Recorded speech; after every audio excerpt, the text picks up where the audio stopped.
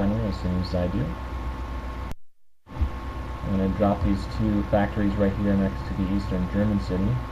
I don't want that factory to stay over next to my capital, just because when it pops out archons, they're going to disappear like those pesky hydralisks in Portugal.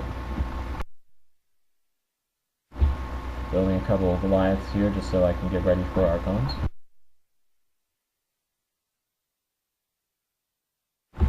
And also, as you can see on my coastline, I have my fleet pretty much completely rebuilt.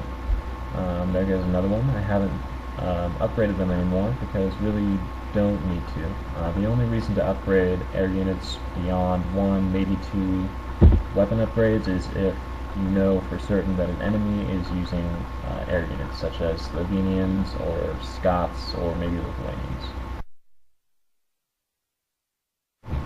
Alright, while I destroy the command center, I'm taking out this pylon in northern Germany, which it's not really a huge deal, but it can get annoying if you're running units back and forth. I keep getting hit by that cannon. It's very frustrating, so I like to take that out. And while I'm doing that, I'm sending these Dark Templars down south to brute force the one cannon that you have to destroy by force. And then I retreat them immediately. And by then, those tanks are finished. Yeah, those Templars are really astonishingly good with 25 base armor, 25 base damage and 4 base armor. Alright, then I'm going to snipe that cannon with that pylon. I have a few German bots. Alright, and I'm building another engineering bay up here in the north so I can get ready to take that second fort. Because you really want to take that by, turn 5 at the latest. The more income you have early on, the better. Also notice I'm keeping up with my Protoss upgrades. I could probably be doing that a little bit better, but by turn 3 or 4 you should definitely have at least 3 upgrades.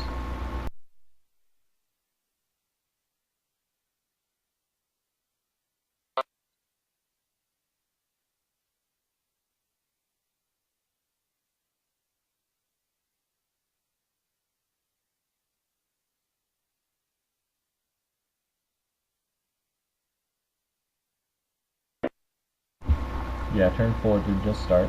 Alright, so I've destroyed that pylon, and I can start taking those cities now. Alright, don't know what's keeping me, but my tank should start moving in a second now.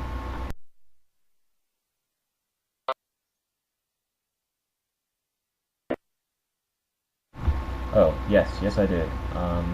Forgot that I did that, that must be what I was doing. So, it is possible to freeze bunkers. It's not always practical and necessary, but there are a couple places where it can be useful. All you have to do is move a Valkyrie and attack move onto the bunker from either side, not from above or below. And as soon as it gets over the bunker, as soon as it's hovering over the bunker, you hit hold. And as long as you time it right, it should stop attacking you, and then you can destroy it without losing any units. And the most practical places to do that are Cyprus and Paris. Cyprus, just because it's really difficult to land units on, takes a while to take if you use wraiths, that kind of thing. Freezing the bunker is extremely useful.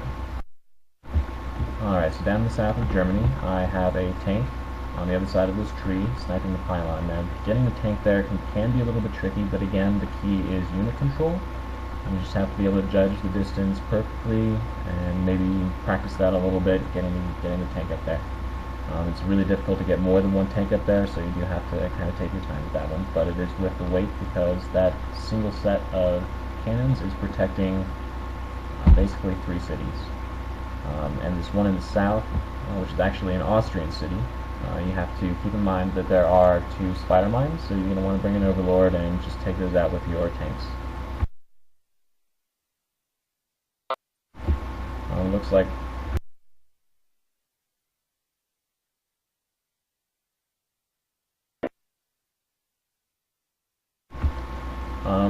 if you're still getting used to how you're doing it, yes, definitely using ghosts is good. But if you do use the tank, just have an SCV standing by so that you can repair. And again, keep control of it so you don't get too close and it dies. You don't want that to happen. But don't be afraid to retreat it a little bit and readjust.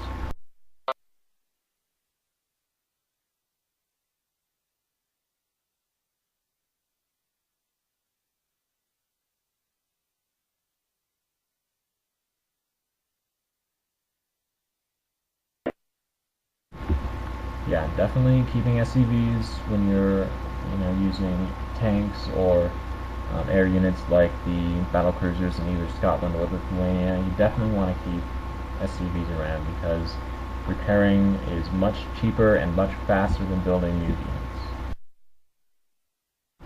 Also, when I use air units, just a side note, I don't do it too often, but when I do, I like to keep probably a good 6 or more science vessels around, because using those defense matrices can really be the difference between life and death in a battle. Alright, so I've destroyed the northern defenses in Poland, and I have taken the port up above it. It is possible to move past those defenses without destroying them, but it's really tricky, and you will probably lose a unit